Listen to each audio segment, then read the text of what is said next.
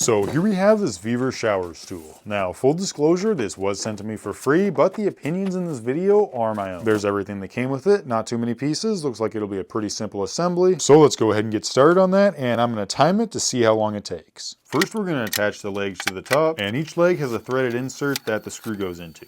Next, we're going to attach the shelf, fits in there pretty tightly, then screw that on with 4 more of the machine screws, and then you can screw on all 4 leveling feet. Alright, and there we go, it's all put together. That was super easy, took me about 6.5 minutes. Looks like I missed peeling off these stickers, so I'll go ahead and do that now. And there we go, that wasn't too difficult. The bench is made out of polystyrene, and it has stainless steel fasteners, so it's 100% safe to go in the shower. It's not going to rust or fall apart or anything like that. The wood has a natural teak design, it also has a texture on it. It looks cool and also feels nice. The top is 3/4 of an inch thick, and then these side legs are about an inch thick. So it looks like it'll be plenty sturdy, but we'll try that out in just a second when I take it into the shower. There's a handle on either side that you can grab onto or just hang a towel on. These leveling feet, they say they're rubber, but they feel like plastic. Again, we'll test those out in just a second. Then there's this shelf on the bottom that's great for shampoo or soap bottles. There's also drainage holes, which is going to drain the water off, so it's not just pooling up top. This thing is pretty sturdy, which is great, and it also weighs about 14 pounds. But anyway, let's go put this in the shower and see how well it works. Alright, so obviously this isn't going to fit in my shower, but I still want to test it out. Make sure I get it all wet.